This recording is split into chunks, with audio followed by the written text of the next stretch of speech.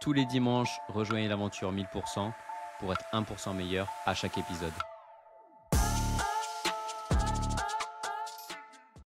On voudrait remercier notre partenaire Féroce. Saviez-vous que notre alimentation moderne est jusqu'à 4 fois moins nutritive que celle de nos ancêtres? Pourtant, le foie de bœuf est l'un des aliments les plus riches de la planète. Seulement 7 grammes suffisent à couvrir une grande partie de nos besoins en vitamines et minéraux. Le problème, nous avons perdu l'habitude d'en consommer. C'est là que Féroce intervient avec son haché révolutionnaire. Un mélange savoureux de 80% de viande de bœuf nourrie à l'herbe et 20% d'abat. Pas de compromis sur la qualité, chaque lot est testé en laboratoire pour garantir sa richesse en micronutriments et oméga 3, tout en restant exempt de polluants comme les métaux lourds ou pesticides. Ça régale. Dans le cadre de notre partenariat, la marque offre aux auditeurs 4 steaks 3 étoiles avec votre première commande de haché féroce. Pour en profiter, il suffit de l'ajouter à votre panier et d'utiliser le code 1000% sur la page de paiement. Lien et code en description. Dans le cadre de notre partenariat avec Nutrien&Co, on est heureux de vous proposer moins 10% sur tout le site avec le code podcast10, lien et code en description. Retour au podcast. Bonjour à tout le monde, bienvenue dans notre podcast 1000%. Aujourd'hui, on plonge dans un univers fascinant qui date presque de la préhistoire selon certains et pourtant plus actuel que jamais, la fermentation. Ce procédé naturel transforme nos aliments et façonne les traditions culinaires du monde entier. En France, on n'en a pas l'impression, mais c'est vrai qu'il est même au cœur de notre patrimoine gastronomique avec le pain, le vin, le fromage. En Allemagne aussi, on le retrouve dans la bière, la choucroute notamment. Donc aujourd'hui, on va s'intéresser à la fermentation. On parlera moins de ses bienfaits sur la santé, car c'est vrai qu'on a fait beaucoup de podcasts où on a évoqué ces sujets, notamment sur le microbiote. Mais aujourd'hui, on a la chance de recevoir Andrea Decodin, qui est experte en fermentation, qui va nous aider justement à nous faire des petites recettes. Donc ça va être hyper intéressant, donner aussi des conseils pour se lancer. C'est vrai que ça peut faire peur au premier abord. Comme d'habitude, accompagné du Pierrot. Ça va, Pierre? Salut à tous, oui ça va nickel. Et on va On va laisser parler de Andrea. bière. On va parler de Comment? bière j'espère, aujourd'hui Andrea. Bah, Non? si t'as envie, on parle de tout ce que tu veux, hein, t'inquiète, Ouais. hein. Mais ce sera surtout fermentation non alcoolique, si je comprends bien de Oui, mais on ton... peut parler de bière et de vin, il y a aucun problème. C'est Ok. selon, vraiment. Donc Andrea est aussi accompagné d'un petit invité surprise pour Je ceux vous qui présente regarderont juste ça. le Ouais. podcast sur YouTube. Et Donc il Andrea, adore je te la laisse nourriture te fermentée, présenter pour nos figure-toi. auditeurs de 1000% qui ne te connaissent pas. Donc, je m'appelle Andrea, je suis journaliste de formation. J'ai fait ce métier pendant 15 ans. Et ensuite, à peu près vers 2020, dans ces eaux-là, j'ai décidé de partir de Paris pour m'installer à la campagne, pour respirer un air plus pur et manger une nourriture plus saine. En tout cas, c'était l'ambition du moment. Et donc, je me suis installée à la campagne. J'ai développé un potager et je me suis posé la question de comment conserver les légumes issus de mon potager. Toute cette histoire autour du manger mieux m'a beaucoup interpellée à cette époque.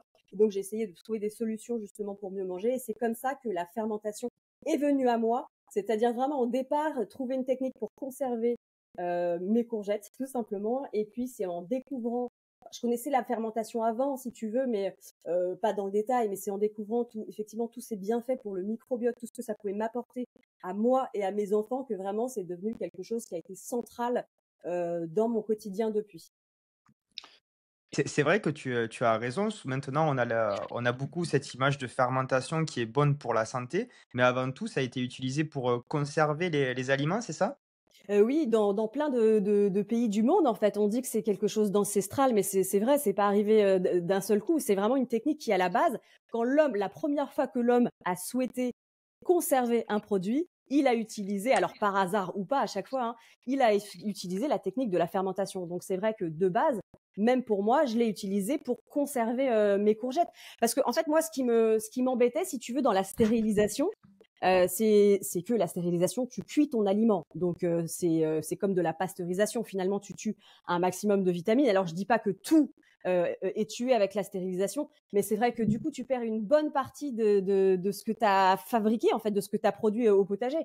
Et pour le coup, Quand tu lactofermentes un légume, c'est tout le contraire. Tu vas apporter, tu vas rajouter des vitamines au produit. C'est quand même, je trouve ça quand même assez incroyable de se dire que la fermentation va rajouter des vitamines à ta carotte ou à ta courgette. C'est quand même exceptionnel. Ça va favoriser la biodisponibilité des nutriments contenus dans ton produit. Donc, on est au-delà de la conservation, là. On est vraiment au-delà aussi de ce que peut apporter la stérilisation, je trouve. Donc, c'est vraiment intéressant cet aspect-là.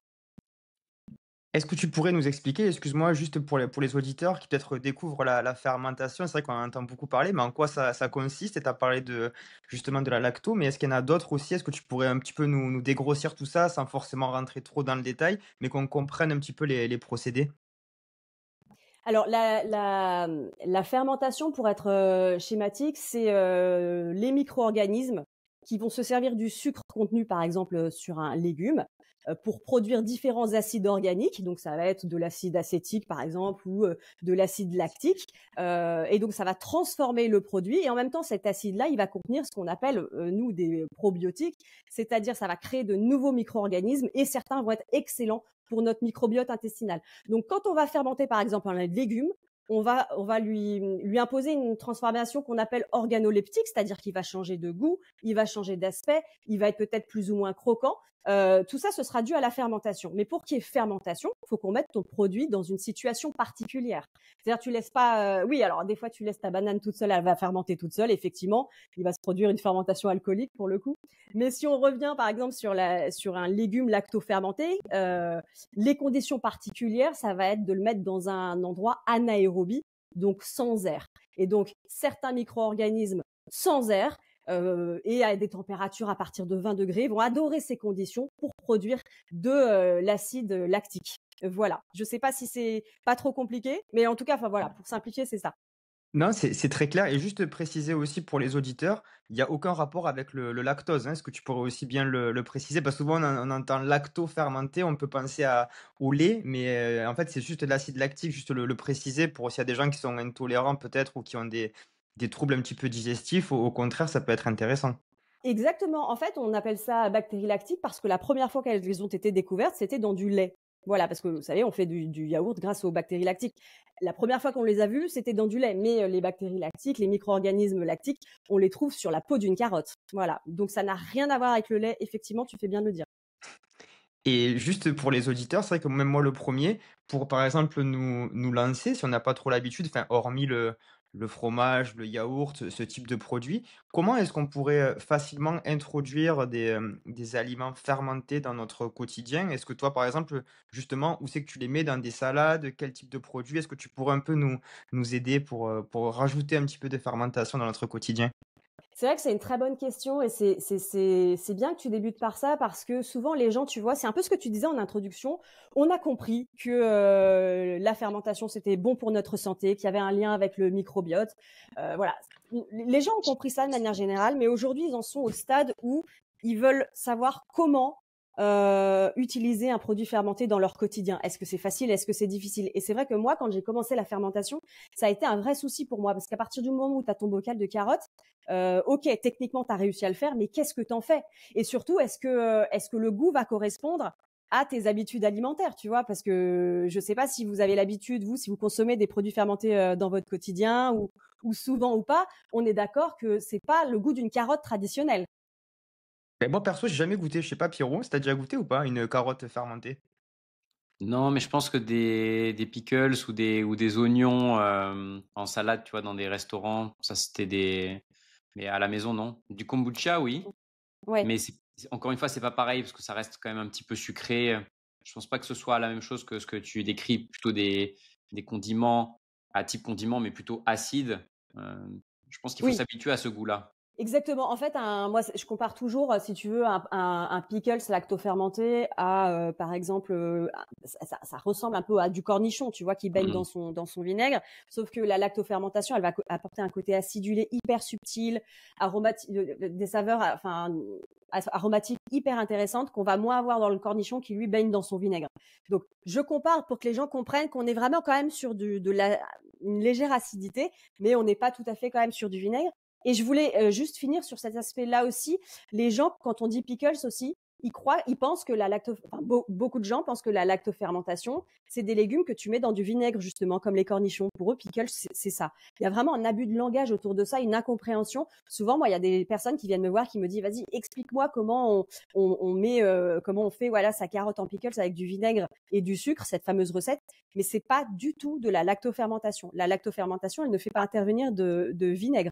On est vraiment dans la production d'acide lactique. Donc, rien à voir. C'était un petit aparté pour que les gens fassent bien la différence. Parce que entre un cornichon qui a baigné dans du vinaigre et un légume que tu as lactofermenté, tu vas pas du tout avoir les mêmes apports. C'est beaucoup plus intéressant de lactofermenter son légume.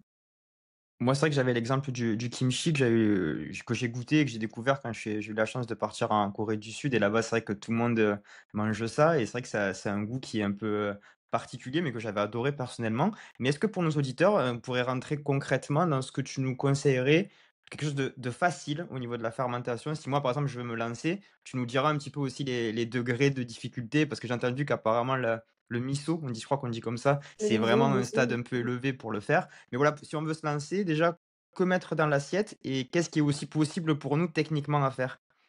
Alors, ça dépend. Est-ce que tu as un bec salé ou un bec sucré déjà? Ouais, salé C'est entre nous. D'abord le salé et le sucré, on se Mmh. fera un petit plaisir à la fin. Alors, c'est pour ça que moi, j'en ai fait, j'ai créé des formations autour de la lactofermentation parce que je trouve que la lactofermentation, pour le coup, tu peux vite avoir des résultats déjà pour ta santé. Tu vas produire vraiment beaucoup de probiotiques et c'est plutôt facile à réaliser. Donc, je conseillerais effectivement de pas partir effectivement sur de la fermentation d'oléagineux trop complexe. Donc, vraiment, quand tu veux débuter, tu te fais, effectivement, on repart de l'histoire de la carotte, tu te fais ta lactofermentation de carotte. Donc, en plus de ça, ça nécessite pas énormément de matériel ou en tout cas du matériel que potentiellement tu as déjà chez toi. Donc un bocal hermétique, du sel, de l'eau. Après, on peut rentrer dans les détails des spécificités parce qu'il faut du sel non transformé, il faut de l'eau non chlorée. Mais en gros, tu vois, il te faut du sel, de l'eau, un bocal hermétique, ta carotte, tu la mets dedans, tu fermes, donc tu la mets en milieu anaérobie et tu obtiens ta carotte fermentée. Est-ce que ta question, tu veux que je parte sur l'aspect technique de la fermentation ou comment l'utiliser ou utiliser ta carotte fermentée dans ton quotidien, comment tu le manges? Ça, les recettes, on y viendra après, je pense, dans une dernière partie à la fin où on donnera un peu des astuces pour le kombucha et justement sa carotte, comment la faire. Mais juste dans un premier temps, comment les introduire dans des idées de recettes, tout simplement? Parce que moi, tu me dis carotte fermentée, je sais même pas dans quoi. Est-ce que je la mets dans la salade? Est-ce que je la mange juste comme ça? Tu vois, j'ai pas trop d'idées de comment l'introduire. Bah, Je sais pas si tu l'as Pierrot, dit il a une en petite fait, astuce. tu mets tes petites carottes pickles déjà. Si c'est des carottes que tu n'as pas coupées en rondelles, si c'est des petites carottes entières, tu les manges en pickles à l'apéritif, comme des cornichons, ou alors tu peux les mettre dans ton sandwich comme des cornichons, ou effectivement tu les coupes en rondelles dans ta salade. Faut savoir qu'un produit fermenté, on va éviter de le cuire parce que ça va tuer effectivement tous les bons probiotiques. Donc vraiment, on est sur du produit que tu vas introduire sur des préparations crues. Donc voilà, tu l'as dit en salade, etc. Moi, je sais que le chou rouge lactofermenté, c'est un de mes produits préférés. Tu vas pouvoir le mettre dans tes wraps, dans tes tacos. Après, ça demande de l'imagination, mais un produit de base que tu as fermenté, tu l'introduis en général dans tes salades. Donc ça, c'est OK. vraiment la base. Après, tu vas avoir le niveau numéro 2 en lactofermentation. C'est qu'après, ce produit-là, tu peux faire des sauces ou des chutneys. Par exemple, tu peux faire des sauces chili parce que la lactofermentation du piment, c'est hyper facile à faire, et puis c'est très très bon. Et tu peux le mélanger avec de la lactofermentation de fruits. Enfin, moi, j'ai sorti une recette là où tu mélanges du piment avec du kiwi que tu lactofermentes. Mais enfin, tu peux utiliser de la mangue, etc. Ça va te faire un bocal lactofermenté que tu vas mixer. Ensuite, ça te crée une sauce chili. Pareil, que tu vas mettre dans tes sandwichs, que tu vas mettre sur ton riz pour l'accompagner. Dans tes tacos, enfin voilà, je pense que tu peux faire ça. Tu peux également faire, moi j'ai découvert la recette des fromages végétaux, donc sans lait pour le coup, où tu vas pouvoir mélanger du pesto lactofermenté. Donc moi j'appelle pesto, en fait c'est des herbes de ton jardin que tu lactofermentes, que tu vas mélanger avec des oléagineux, que tu vas affiner, puis ça va te faire des fromages végétaux sans lactose. Donc ça, effectivement, tu as différents niveaux de cuisine en fermentation. Mais déjà, de base, ta carotte fermentée, tu peux la manger telle quelle et elle va t'apporter énormément de probiotiques. Et par exemple, le chou, ouais. Ouais, Pose juste, sur le chou rouge, est-ce que tu peux, parce que ça, je pense que c'est quelque chose qu'on a déjà goûté au restaurant ou dans des préparations, dans des sandwichs, dans des wraps. Euh, Comment est-ce que tu nous conseilles de l'introduire, ça, par exemple? C'est le plus simple, non? C'est peut-être la première porte d'entrée. Bah, pareil, c'est ce que je te disais, tu mets ton chou rouge dans une salade, n'importe quelle salade d'été, d'hiver, tu la mets dans tes sandwichs si, par exemple, tu étais au boulot et que tu prépares tes sandwichs, enfin voilà, tu l'introduis. Et en plus de ça, l'intérêt d'un produit lactofermenté, c'est que t'as pas besoin d'en manger des quantités en fait pour que ça ait des vrais bienfaits pour ton organisme. Donc vraiment, tu mets ta petite cuillère à soupe de chou rouge dans ta salade le midi, si tu pars travailler et que tu as un tupperware, je veux dire, tu as ta salade de maïs, j'en sais rien que sais-je, tu mets ta cuillère à soupe de chou rouge lactofermenté. En plus, ça va apporter un peps particulier, tu vois, à la fermentation à ta salade. Et c'est plié, c'est fait. Hein. Tu as ton apport en probiotiques de la journée limite. Mm. Donc vraiment, on n'est pas sur. Les gens pensent souvent que tu vois, tu vas manger ta courge lactofermentée en entier dans le cadre de ton repas, que c'est ton légume. Il faut vraiment voir un légume lactofermenté comme un accompagnement, comme un condiment pour quelque chose qui va accompagner tes pâtes, ton riz, ta soupe que tu introduis comme ça par petites touches. Et c'est amplement vidéo. Et juste avant de partir sur les boissons pétillantes, parce que c'est vrai que Pierrot, il a envie de parler kombucha et tout, donc Non, non, il veut on parler va de y aller. bière, il a dit. Comment? Ah, et la Non, non, il bière, a dit pardon. qu'il voulait parler de bière. C'est vrai.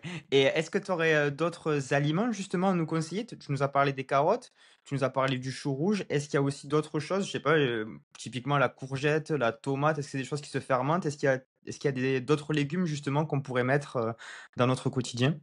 On peut fermenter pratiquement tout. Alors on va éviter de lactofermenter la pomme de terre hein, parce qu'on va ça va pas donner un bon rendu, ni la salade parce que c'est pas du solide. Mais vous pouvez lactofermenter tous les légumes. Après pareil, il y a différents niveaux d'apprentissage. Il y a certaines personnes qui disent que la lactofermentation de la courgette c'est un peu casse-gueule parce que ça peut vite devenir tout mou, une consistance un peu pas très agréable.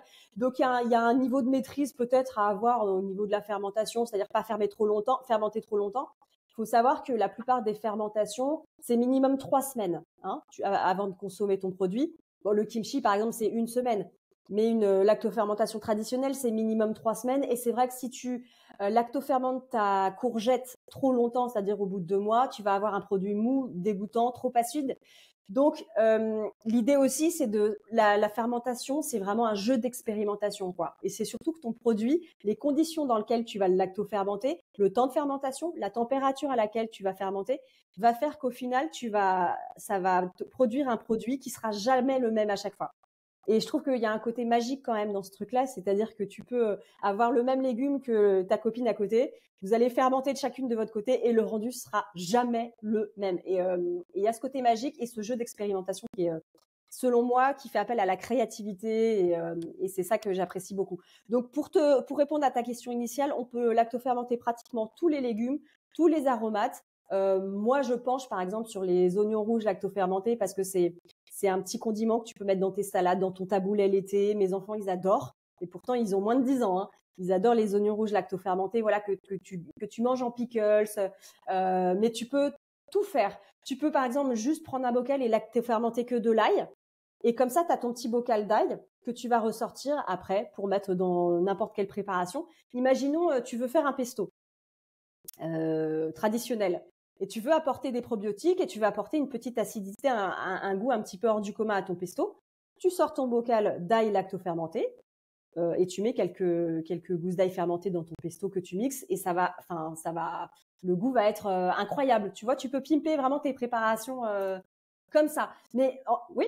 Non, non, vas-y, fini.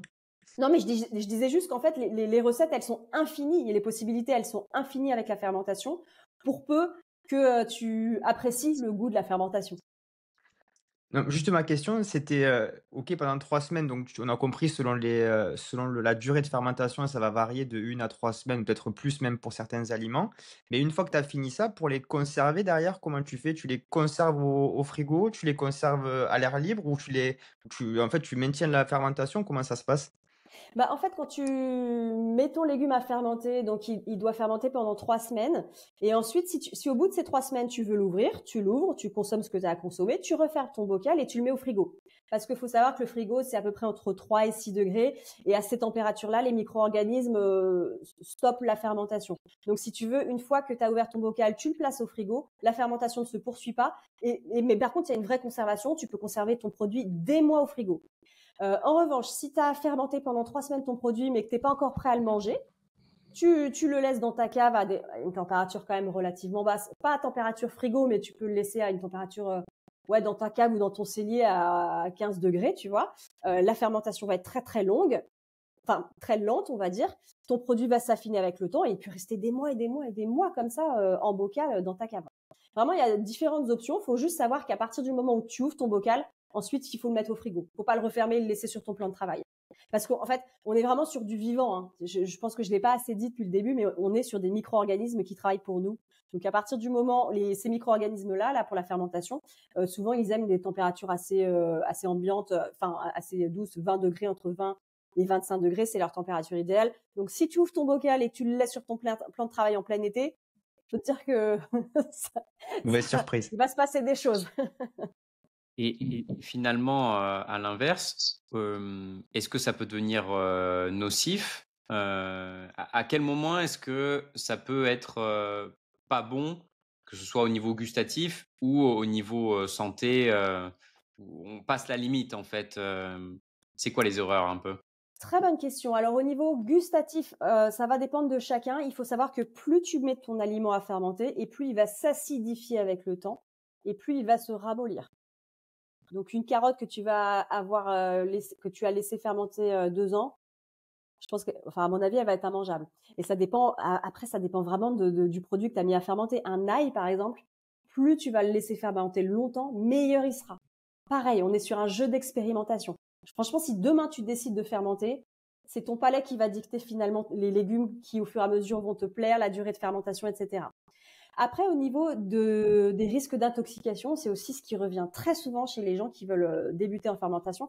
C'est vraiment cette peur de s'intoxiquer, d'intoxiquer de sa famille. Et moi, j'ai été la première à avoir peur de ça.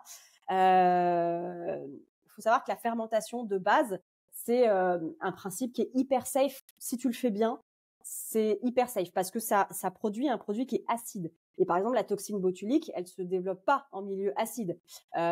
Donc en fait, si tu as bien fermenté, tu n'as aucun risque d'intoxication, contrairement à une stérilisation. Si tu stérilises mal, là, tu peux être sujet au botulisme.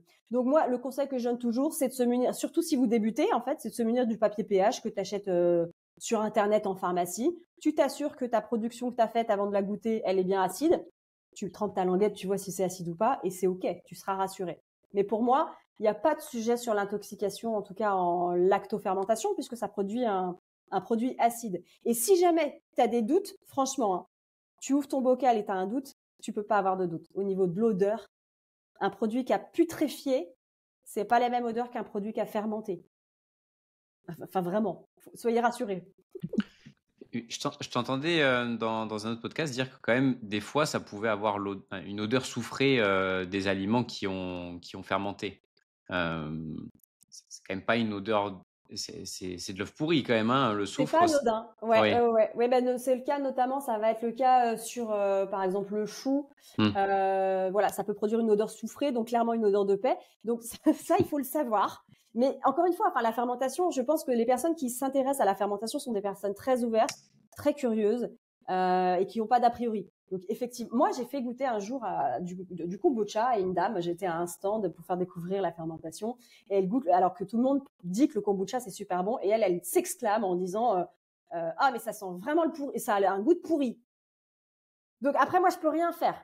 Tu vois, soit t'aimes, soit t'éduques ton palais, soit vraiment c'est quelque chose vraiment qui, pour le coup qui t'intéressera jamais. Et là, voilà, ça va dépendre du goût. Mais sur cette odeur de paix, cette odeur soufrée, oui, ça arrive sur certains aliments. Et justement, c'est pour ça qu'il faut parfois peut-être se renseigner avant de débuter pour pas être découragé et se dire ah non mais ça pue le truc, jamais je goûterai ça. Non, c'est normal. C'est comme l'ail. Des fois, tu peux te retrouver avec un ail fermenté qui est bleu fluo ou vert fluo. C'est normal. C'est les conséquences du processus. Et juste pour revenir sur la toxine botulique, donc le risque d'attraper un botulisme, à l'inverse, ce serait quoi les 3 manières d'arriver à fabriquer ça et donc bon et d'être complètement dans l'erreur, en fait. Si Oui, bah, oui, alors, bah, par donne-nous exemple, la recette pour s'intoxiquer, comme ça on la saura ce recette qu'il faut pour pas ça, faire. bah, c'est très simple, en fait, et ça, souvent, et encore, enfin, moi, je le vois quand je forme des personnes, tu sais, j'ai un groupe privé où les personnes m'envoient des photos de leur production, et quand elles doutent, je leur dis: «Ah bah, là, vaut mieux pas goûter, hein». Ce qui revient le plus souvent, et ça, c'est trop marrant, c'est que, tu vois, tu leur dis aux personnes, pour que le milieu soit safe, pour que la fermentation ait bien lieu, prends un bocal vraiment hermétique. Donc, je peux citer une marque là ou pas? Oui, bien C'est OK? sûr. Oui. Le Au contraire. Parfait. Le Parfait, je veux dire, pour moi, c'est la référence. Ton bocal, il sera vraiment hermétique. Il y a un système de joints, de ressorts métalliques exprès pour ça, d'accord? C'est pour ça. C'est Et le tu as bocal des de foie gens. gras, hein. Oui, exactement. C'est pour le foie gras. C'est une référence vraiment. Mais tu as le Pratique aussi, qui est une ancienne marque. Bon, voilà. Et tu as des personnes qui viennent me voir et qui me disent, mais je comprends pas, j'ai tout fait bien. Mais là, j'ai du moisi, je comprends pas. Je lui dis, mais t'as fermenté avec ton bocal là, c'est quoi? Ah bah j'ai acheté ce bocal là chez Action. Ça il faut toujours qu'il y ait le joint, qu'il y ait le joint entre dans ton bocal en verre ou pas spécialement? Si quand même toujours il faut qu'il soit là, non? Le système de joint, en fait, parce que tu sais, quand la fermentation, elle va créer du CO2 au cours de la transformation, ça va créer du gaz. Donc les systèmes de joint à ressort métallique permettent que le gaz sorte tout en ne faisant pas introduire d'air. Parce qu'on a dit que la lactofermentation, c'était un milieu anaérobie. Pour que ça se passe bien, il faut qu'il y ait absence d'air.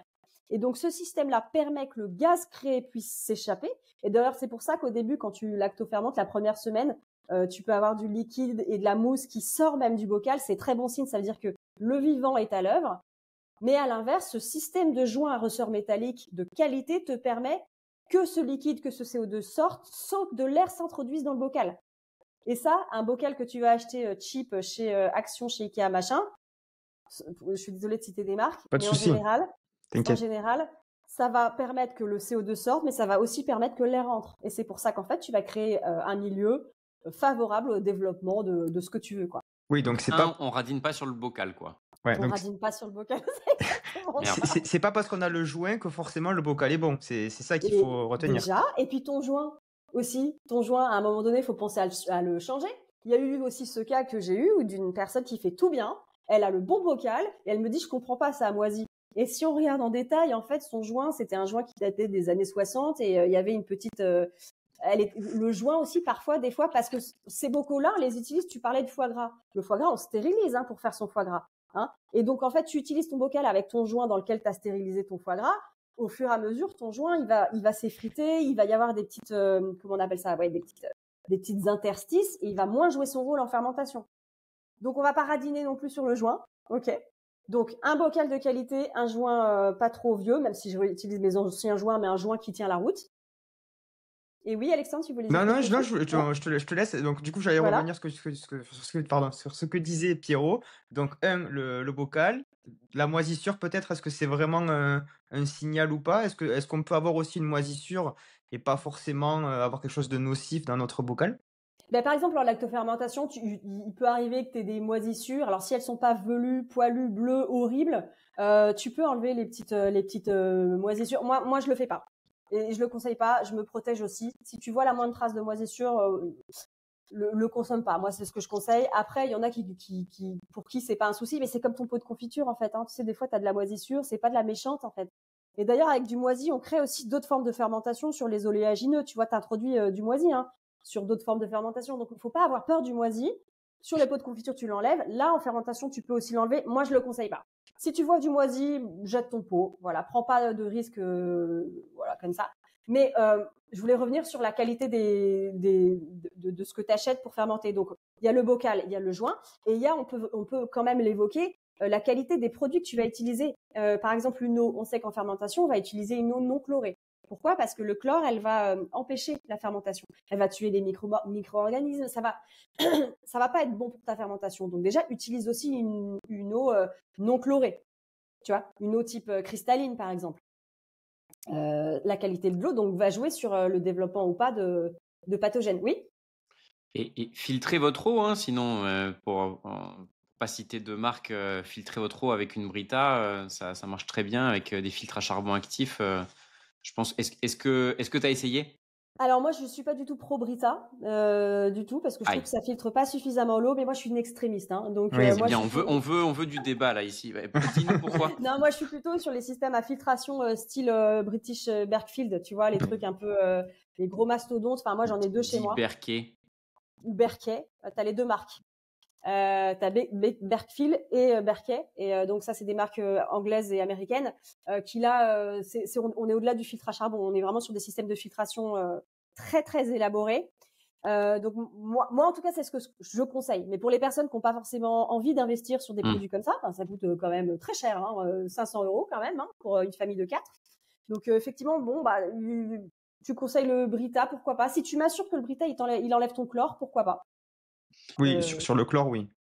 Après, c'est le reste où c'est un Oui. peu moins performant en principe. c'est On ça. avait eu Oui, Pierre Souvé justement. En fait, on a fait un podcast sur la pollution de l'eau justement, si les gens veulent aller voir tout Hmm. ça dans notre playlist avec le président d'une association justement qui luttait contre ça.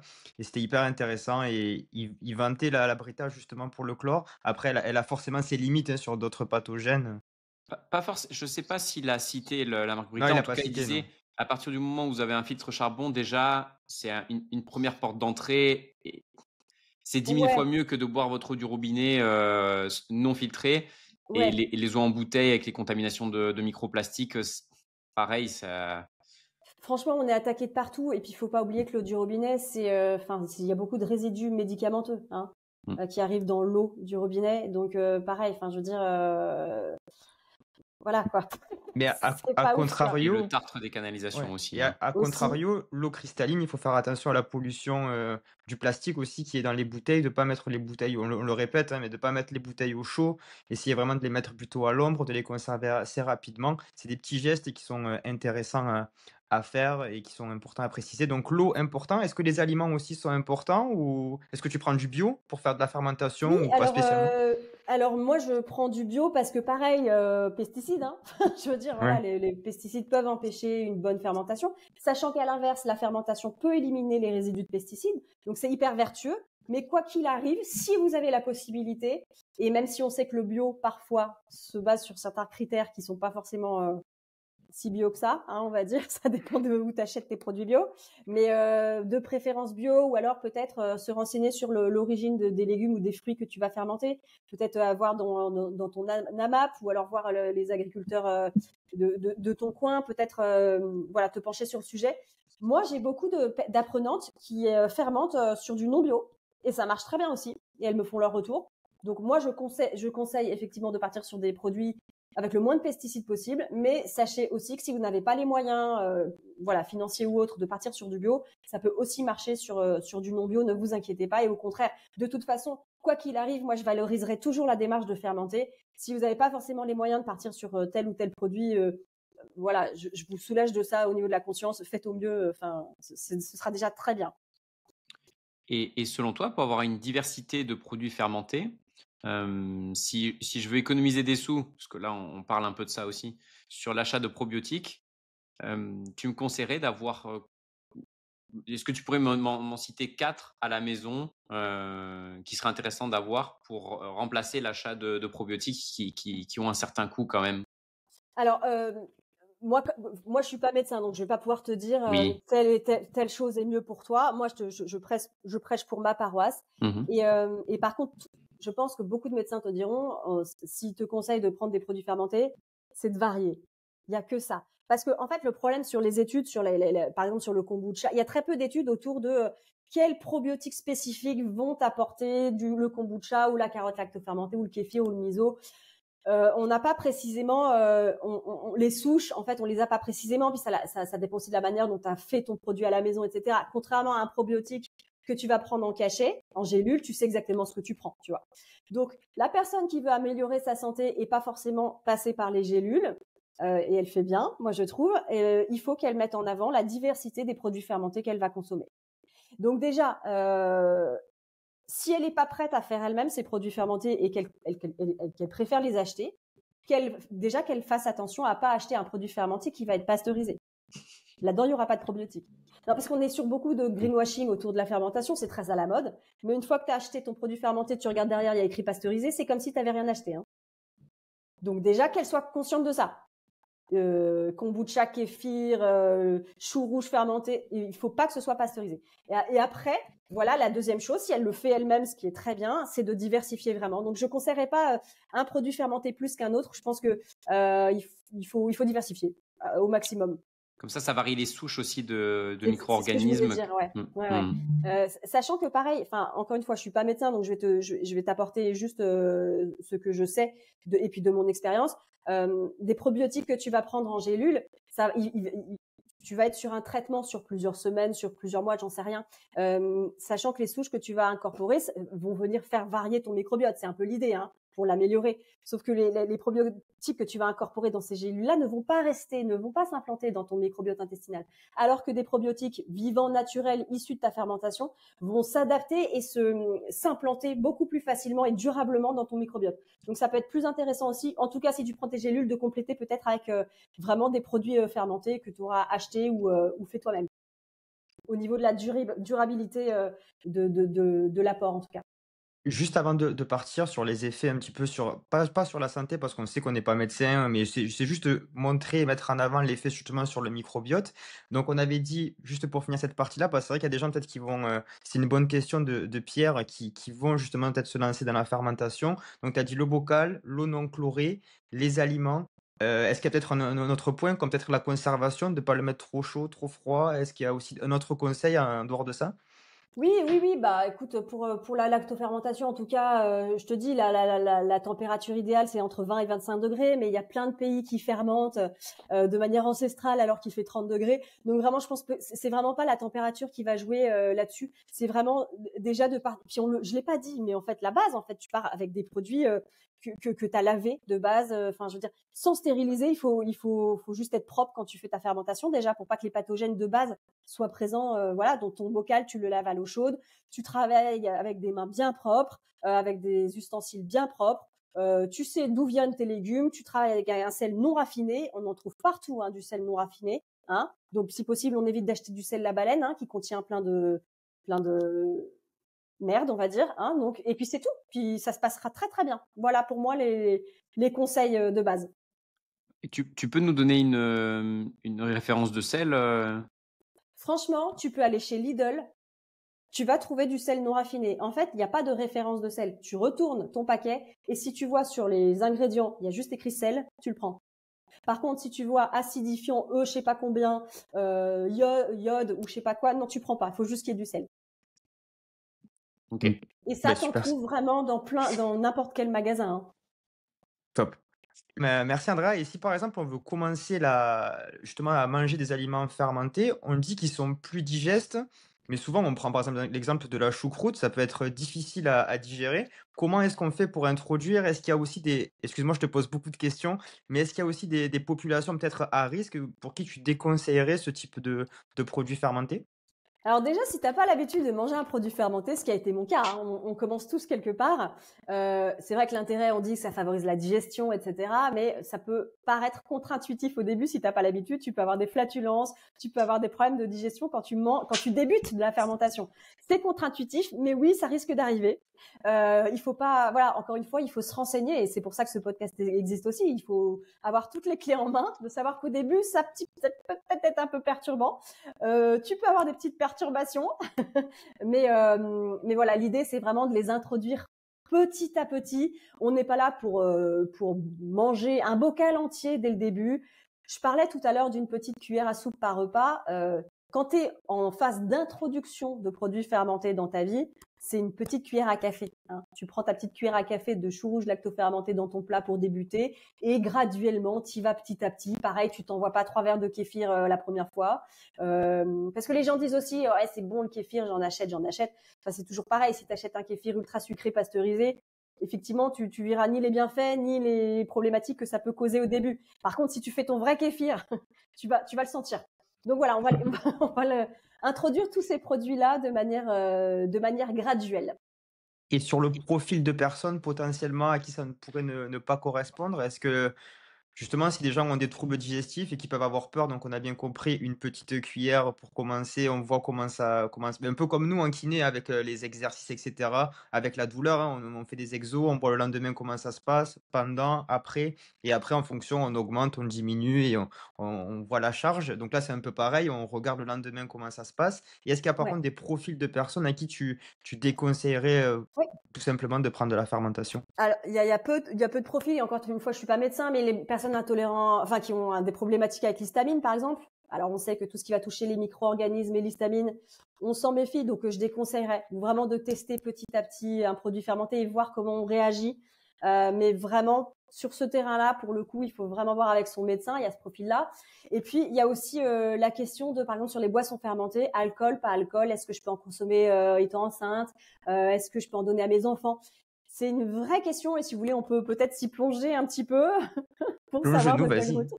Parce plongeons. que c'est vraiment une question qui revient énormément auprès de mes apprenantes qui ont peur de ça. Donc, par exemple, sur les boissons fermentées, sur le kéfir, le kombucha, surtout si tu le fais maison, il y a forcément à un moment donné dans ta boisson des traces d'alcool parce que ça fait intervenir différentes formes de fermentation. Tu vas avoir un mélange de fermentation alcoolique, fermentation acétique, fermentation lactique en fait dans ta production. Donc, de toute façon, tu passes par une fermentation alcoolique pour créer ton kéfir ou ton kombucha. Sauf que le résultat final, c'est un produit qui va contenir des traces d'alcool à la fin. Ça peut aller quand même jusqu'à 2% sur du fait maison. Donc ça, faut en avoir conscience. Moi, par exemple, j'ai arrêté l'alcool, ça fait 2 ans, mais je continue à consommer du kombucha ou du kéfir. Mais ça dépend de ton seuil de tolérance et de ce que tu es prêt à tolérer dans ta consommation de boisson. Et la balance bénéfice-risque que tu veux y mettre. Donc c'est une vraie question. Moi, j'ai des personnes qui me disent, ben voilà, vis-à-vis de ma religion, c'est vraiment zéro tolérance à l'alcool. Est-ce que je peux boire du kombucha? Bah là, j'ai envie de te dire, bah non, parce qu'il y a quand même une quantité d'alcool. Après, voilà, tout est relatif. Il faut apprendre à faire son kombucha pour pas dépasser certains taux d'alcool. Ça s'apprend. Moi, je donne des boissons fermentées à mes enfants. Alors, c'est jamais en dessous de 3 ans, hein, parce qu'ils n'ont pas le système digestif encore prêt forcément pour les aliments fermentés. Mais à partir de 3 ans, tu peux introduire des boissons et des aliments fermentés tranquillement pour tes enfants. Mais voilà, faut pas oublier que on est pour le kéfir et le kombucha surtout fait maison. On peut avoir des traces d'alcool. Donc pareil, quand une femme enceinte me demande est-ce que je peux en consommer, la première chose que je lui dis c'est vois avec ton médecin. Et si elle insiste, je lui dis écoute, sache quand même que tu es sur des traces d'alcool. Si tu es enceinte, peut-être qu'il faut que tu réfléchisses à l'éviter pour l'instant. Pareil sur les femmes allaitantes, pareil, c'est vraiment un jeu de comment toi tu le sens en fait. Mais il faut avoir toutes les infos en main. Et ça, c'est que sur les boissons, mais sur tous les condiments, tous les légumes, on parle pas de fruits? Peut-être, la problématique peut se poser avec les fruits, non? C'est-à-dire avec les fruits. Pour l'alcool. Hem, que ça produit de l'alcool? Ah ben ça dépend de la fermentation que tu fais. En fait, Mmh. enfin la fermentation alcoolique. Moi, je fais jamais de fermentation alcoolique pure et dure parce que j'ai pas. Oui. Enfin, tu vois, je produis pas mon propre vin. Je produis mon propre kéfir. Et le propre kéfir, à la fin, c'est pas une boisson alcoolisée, hein. Mmh. Ce n'est pas une boisson alcoolisée, mais il faut savoir qu'il y a des traces. Mais je pense Mais que la question même pour du les légumes? voilà, je pense que la question du Pierrot, c'est est-ce que dans les légumes, on peut retrouver aussi justement, des traces d'alcool, en faisant de la Mais non, non, fermentation? non, parce que quand tu fais la lactofermentation, c'est de la production de fermentation lactique, en fait. Tu fais pas intervenir de fermentation alcoolique, en fait. Donc, tu n'as aucun risque d'alcool avec une carotte fermentée. Après, il y a une petite subtilité si tu veux lactofermenter un fruit. Donc là, un fruit, il y a du sucre, effectivement. Donc le risque, c'est de produire une fermentation alcoolique si tu t'y prends mal, parce qu'en plus, tu es en Mmh. milieu anaérobie et tout. Donc moi, quand j'apprends à mes élèves à lactofermenter des fruits, je les sensibilise à ça. Il y a des petites techniques pour pas que la fermentation, elle vire alcoolique. Mais tu le sens, hein, tu ouvres ton produit, si ça sent l'alcool, tu sais que tu vas pas y aller si tu n'as pas envie de consommer de l'alcool. Enfin, faut aussi apprendre aussi à faire confiance à ses sens à un moment donné, quoi. Je parlais plus des traces, puisque tu nous parlais de traces d'alcool. On sait que la fermentation majoritaire, elle sera plutôt lactique plutôt qu'alcoolique. Mais est-ce que sur les légumes, tu peux avoir des traces? D'accord.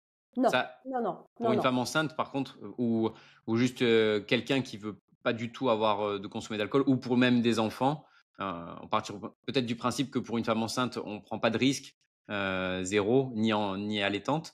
Mais du coup, il y aura même pas de traces, par exemple, sur mon Aucune. chou, sur mon oignon rouge, Aucun souci. 0. OK. Zéro. Vraiment, c'est pour ça que moi, j'apprends la porte Mmh. d'entrée à la fermentation, c'est vraiment la lactofermentation des légumes pour moi. Ouais.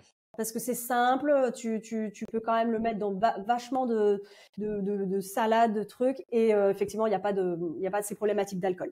Me tarde d'avoir la recette, hein. Me tarde la dernière Avec partie. plaisir.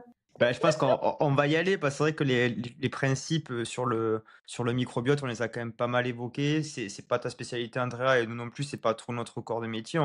D'ailleurs, on a fait On pas peut en mal de parler un peu, podcasts. hein. Tu veux en parler, Pierrot? Bah, vas-y, parle. Tu peux nous parler justement des. C'est vrai qu'on a fait pas mal de podcasts sur ces sujets-là. Pierrot, si tu veux parler justement de l'apport que ça peut avoir sur le microbiote, on a compris une meilleure diversité des populations. Aussi, Mais c'est ça ça. nourrit les populations qui sont déjà existantes. Si tu veux rajouter d'autres choses, peut-être aussi sur l'aspect de perméabilité. Vas-y, Pierrot, si tu veux Oui, rajouter une petite sur la chose. porosité intestinale, c'est ça? Ouais. Ouais. Ouais. Mais Andrea, vas-y, tu peux si tu peux nous en parler un petit peu et moi peut-être que je compléterai un peu aussi. Oui, bah moi c'est ce qui m'a intéressé dans la fermentation parce que moi à la base aussi c'était pas seulement la conservation, c'était vraiment ce que ça pouvait m'apporter en termes de santé. Ça fait des années maintenant que les scientifiques ont fait le lien entre une bonne santé et un microbiote intestinal varié. Donc Mmh. microbiote intestinal varié, ça veut dire quoi? Ça veut dire des micro-organismes donc qui siègent, qui sont nombreux en quantité suffisante et variés. Et c'est ce que la fermentation va apporter. Et en ayant un microbiote intestinal varié, effectivement, on va pouvoir jouer sur la porosité intestinale parce que c'est la porosité intestinale qui fait introduire des toxines qui vont être désastreuses et qui vont induire des maladies chroniques, par exemple. Je m'avance un petit peu, je suis pas médecin, mais en gros, c'est ça. Et donc, plus tu vas enrichir et varier ton microbiote, et moins tu auras une porosité intestinale importante, et plus tu vas écarter le risque de maladies chroniques, voire de cancer quand même. On en est là. Donc, c'est hyper intéressant. Pareil pour l'obésité qui a un vrai lien avec la porosité intestinale. Plus tu auras un microbiote riche, et moins tu vas prendre de risques sur ce type de maladie chronique aussi. Sans parler de la santé mentale. On n'en a pas parlé, mais c'est pareil. Il y a un vrai enjeu sur un microbiote varié pour la santé mentale. On les a vus, les expériences aussi avec les souris, je crois, hein, qui devenaient dépressives en changeant le microbiote et les souches à l'intérieur, il me C'est ça. semble.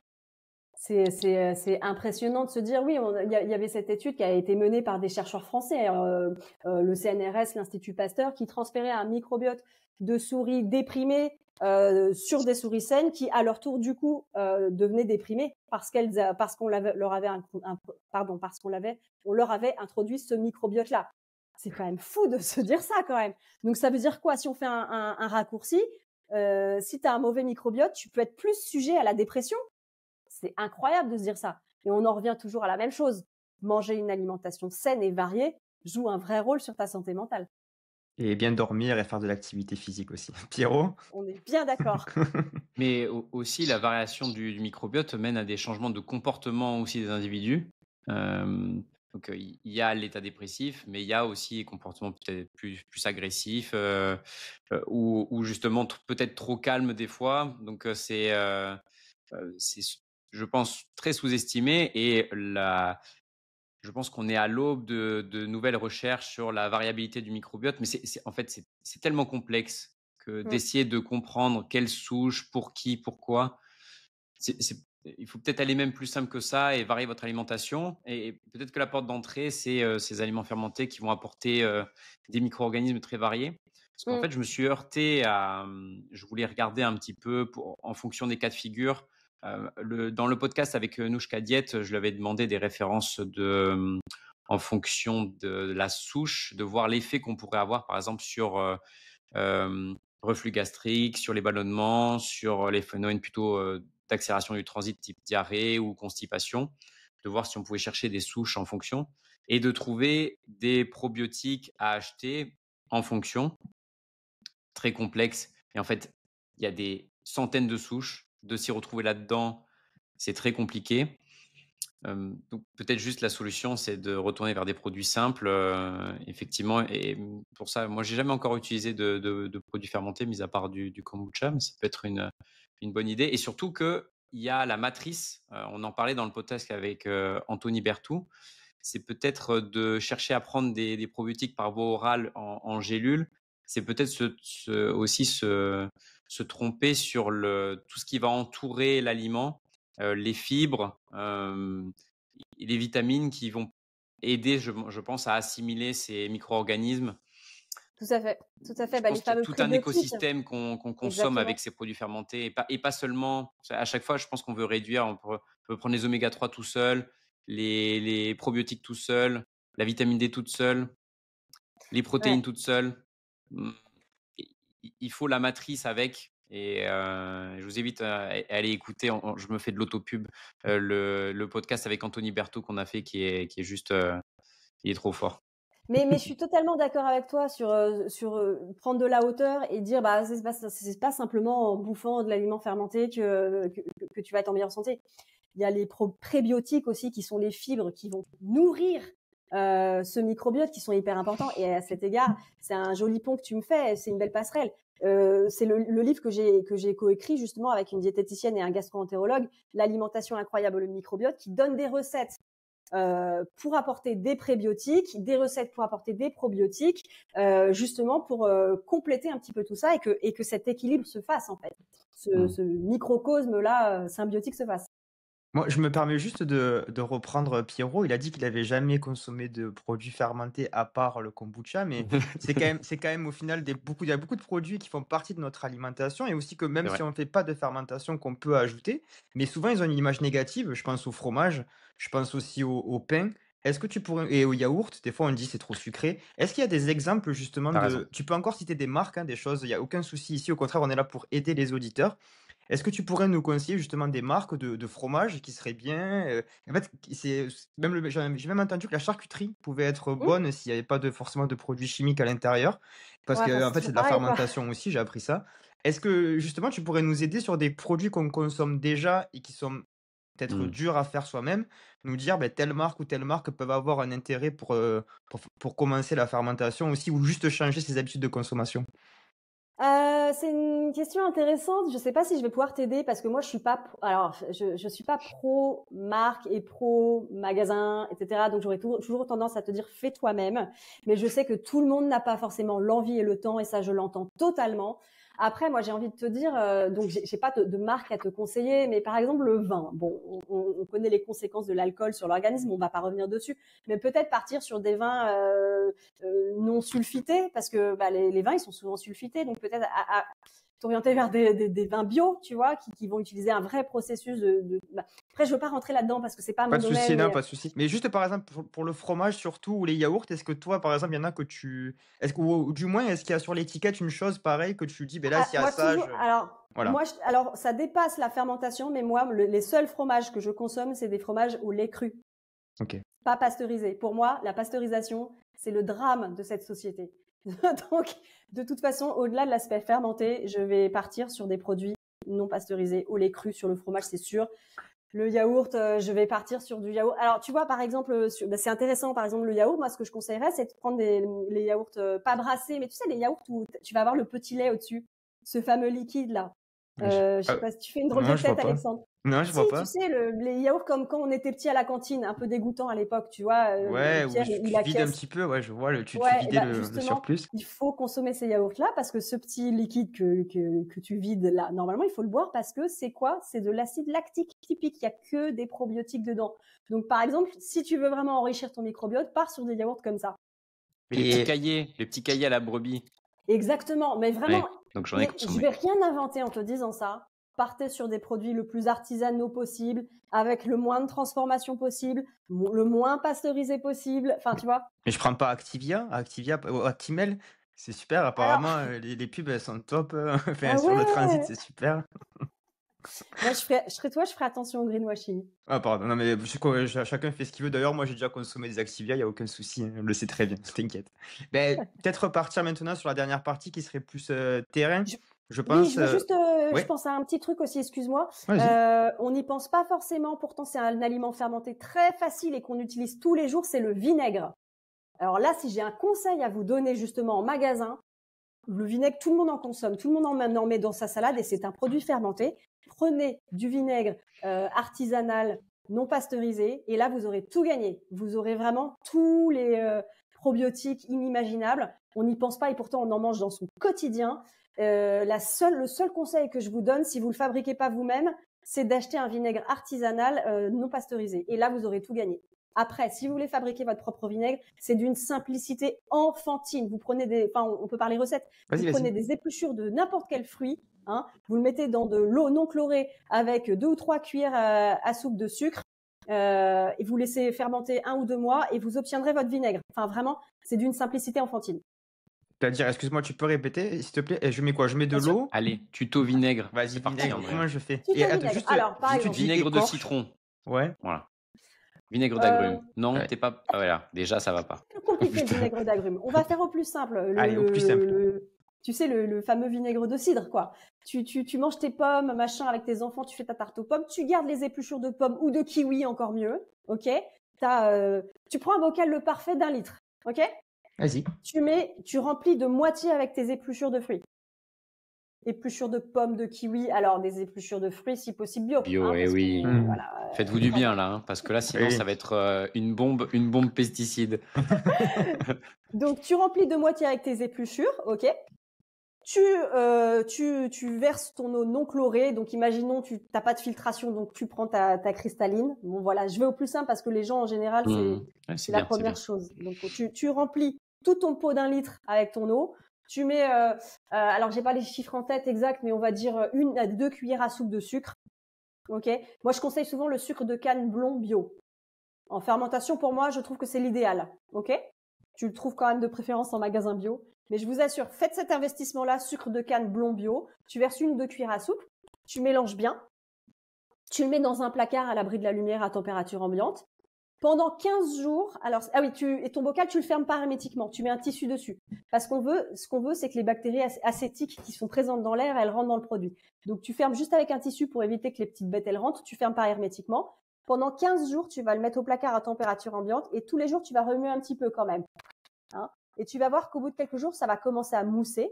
C'est la fermentation qui débute. Là, il va y avoir une fermentation alcoolique qui va se mettre en place. D'accord? Et donc, au bout de 15 jours, tu vas avoir un peu créé plus ou moins ton cidre, en fait, ton alcool. Donc, ce que tu fais au bout de 15 jours, quand ça a bien moussé, tu enlèves tes épluchures, tu les mets au compost, tu remets ton tissu dessus et t'attends 1 mois. Tu fais plus rien, t'attends 1 mois. Et au cours de ce mois-là, tu as toutes les bactéries acétiques qui étaient dans l'air qui vont convertir ton alcool en vinaigre. Et au bout d'1 mois, tu auras ton vinaigre. Et là, tu le conserves après comment? Pareil au frigo? Ou là, tu peux le laisser comme dans la fermentation, comme ça, encore plus? En bouteille, comme un vinaigre traditionnel. Alors, le risque, c'est qu'il continue à fermenter. Donc, moi, je me retrouve souvent avec des vinaigres pétillants. Incroyable vinaigre pétillant, franchement. Hyper original. Non, mais vraiment. Et là, vous avez tout gagné. Vraiment, pour moi, le vinaigre, c'est vrai que j'en parle pas assez. Mais pour moi, c'est une des portes d'entrée les plus faciles et les plus enrichissantes. En plus, c'est vrai qu'on peut le mettre facilement l'été dans des salades et c'est la petite touche, la petite cuillère, justement, qui peut faire la diff et introduire. Pierre? T'en mets partout ton vinaigre en plus. Ouais. Et tu disais que celui-là et que ce mode de fermentation, c'était très riche en probiotiques, plus qu'autre chose ou pas forcément? J'ai pas les chiffres exacts et encore une fois, toutes les études sont pas les mêmes, sont divergentes, sont pas suffisamment précises. Moi, j'avais lu qu'effectivement le vinaigre était un des produits fermentés les plus riches en probiotiques. Et comme il est simple à faire et il est hyper anti-gaspi, enfin, je veux dire, pour moi, ça a tout. Faire son vinaigre, pour moi, c'est le top du top. Juste avant de partir à une autre recette, est-ce que sur son vinaigre, il y a 1 ou 2 points à vérifier pour se dire que là, je suis sur la bonne piste et qu'il n'y a pas d'erreur? Ou tu vois, juste si les gens veulent se lancer justement après avoir vu le podcast, est-ce qu'il y a un petit truc, je sais pas, si on voit une tache verte comme ça en plein milieu, est-ce qu'il faut s'affoler? Alors, il y a 2 choses. La première chose, c'est que, et c'est pour ça que je te parle du vinaigre, c'est que on est sur de l'acide. Donc, quoi qu'il arrive, de toute façon, ton produit, il sera jamais mauvais pour toi. Il éliminera tous les pathogènes. Tu fabriques ton vinaigre, tu vas goûter au fur et à mesure et tu verras que ça va s'acidifier avec le temps. Et il y a une vraie magie aussi, de pouvoir voir un produit s'acidifier avec le temps. T'as aucun risque de pathogène sur la fabrication de ton vinaigre et sur sa conservation. Il y a juste un aspect, et c'est là où il faut se renseigner avant, c'est que tu vas, au bout d'un moment, créer une mer de vinaigre. Parce que je ne sais pas si vous connaissez le principe des mers de vinaigre ou de kombucha, c'est que c'est l'amas de micro-organismes qui va s'amonceler là en surface. C'est-à-dire que la fermentation a bien lieu. Et donc, effectivement, tu vas avoir un amas gélatineux plutôt blanc qui va se créer. Ça s'appelle la mer de vinaigre et ça, c'est plutôt très bon signe. Ça veut dire que la fermentation a bien lieu. Donc là, à ce moment-là, tu peux l'enlever. Et c'est pas du moisi. C'est pour ça qu'il faut bien se renseigner avant et pas s'étonner. Mais sinon, tous les voyants sont ouverts hein, pour le vinaigre. Nickel. Peut-être partir sur qu'est-ce que vous voulez faire là? On peut se faire une boisson et un légume, peut-être la carotte ou le. Moi, j'aime bien le kimchi. C'est vrai que ça serait un petit kiff de me faire un kimchi moi-même. Mais je Ah, pense je que veux les pour les gens. kimchi dans les œufs brouillés, là. Ouais. Elle m'a Après, vendu peut-être ça que. Est-ce que c'est plus facile la carotte ou le kimchi ou les deux sont à peu Non, près pareils? les deux. Alors, c'est plus facile la carotte parce que tu utilises qu'un produit, mais je vais te parler des deux. Ok. Tu prends tes carottes. Moi, je suis la team, j'épluche pas mes carottes parce qu'en fait, les micro-organismes se trouvent sur la peau de tes légumes. Hein, donc, tu peux éplucher ton légume avant de le mettre en bocal, mais moi, je suis un peu hardcore, donc je suis team, j'épluche pas, mais vous pouvez l'éplucher. Bref. Tu prends tes carottes, tu les mets dans ton bocal hermétique. T'essayes si tu les coupes pas, parce que tu as différentes façons de fermenter. Tu peux faire en mode choucroute, c'est-à-dire que tu râpes ta carotte.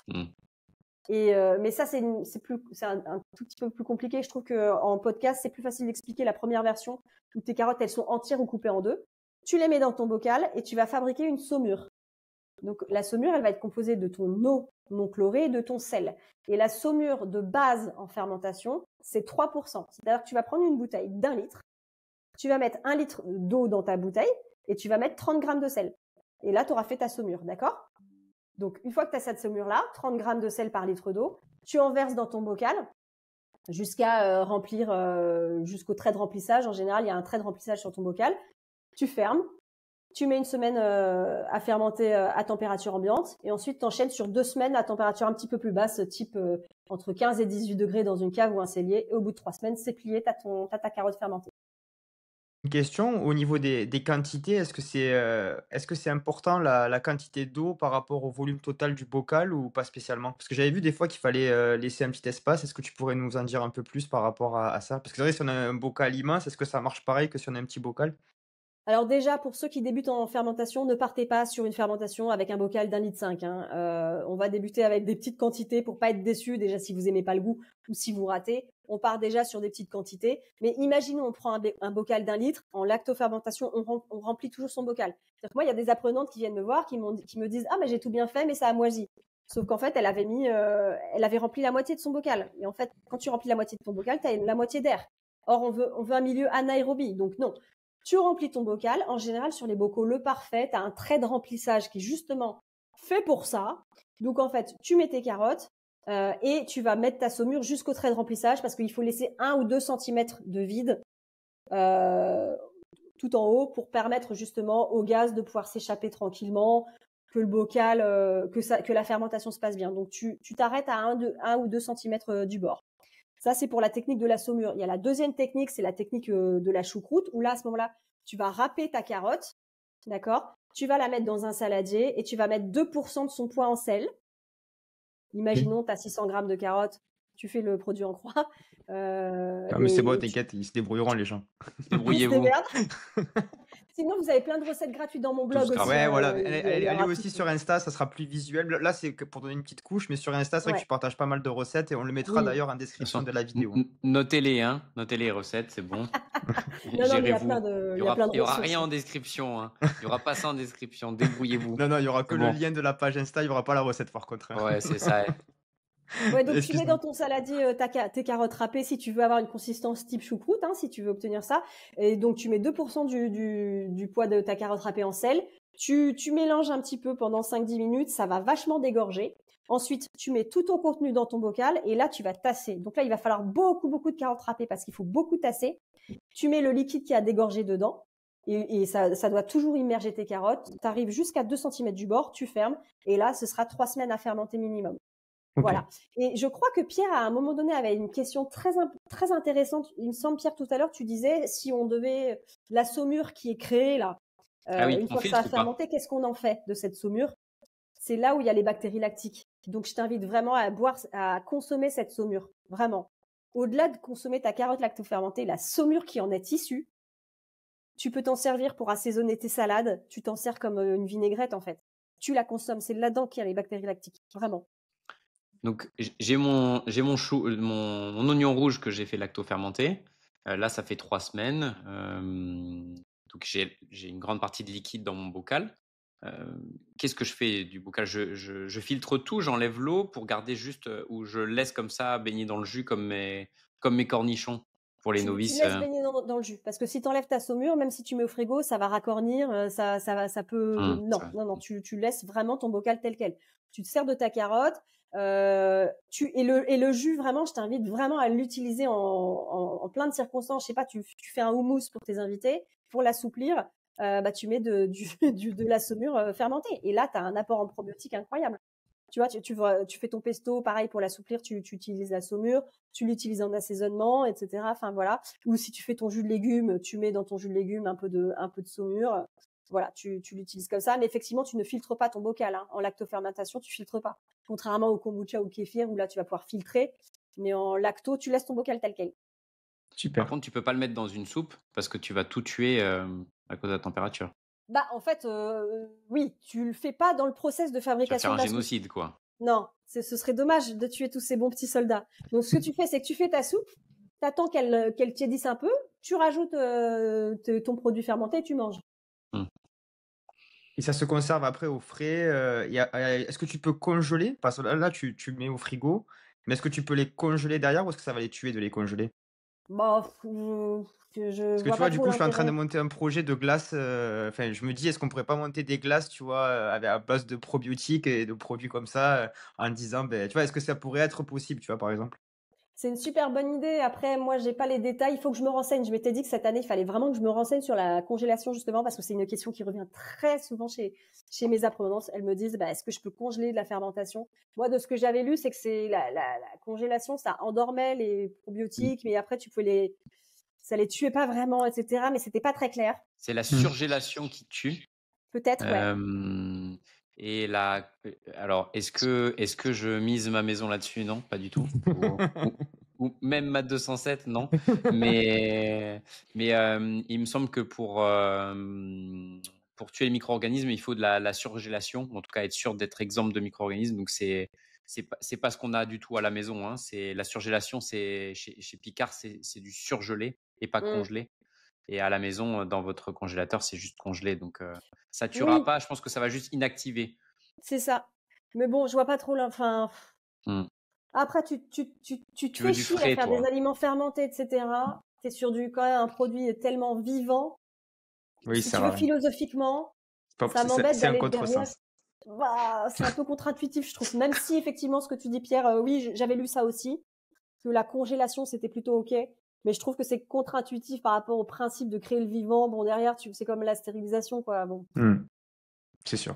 Bah, peut-être repartir sur avant de faire de finir par le kombucha, est-ce qu'on pourrait rapidement faire mon kimchi que je rêve tant de Eh faire? oui. Alors, le kimchi coréen, parlons-en. Alors, c'est pour ça que moi, sur mon blog, gratuitement, j'ai laissé à dispo ma recette du kimchi à l'européenne. Je l'ai appelé, je crois, kimchi du potager. C'est un kimchi que tu peux réaliser avec des produits que tu vas trouver en Europe. Parce que c'est vrai que le kimchi coréen, tu vas utiliser du riz gluant, tu vas utiliser du piment coréen en poudre, que des ingrédients que si tu n'habites pas à Paris dans le 13e, tu vas pas forcément pouvoir trouver, ou alors il va falloir que tu cherches sur Internet, etc. Donc le vrai kimchi coréen est très bon, mais par contre, tu vas pas pouvoir forcément réunir tous les ingrédients. Donc moi, j'ai créé une recette un peu à l'européenne. Parfait. Euh, alors effectivement, ça n'aura pas le vrai goût du kimchi, mais je trouve que là, dans ce podcast, on s'adresse peut-être à des gens qui connaissent pas de Mmh. manière générale la fermentation, donc peut-être les orienter vers des produits locaux. Bien sûr.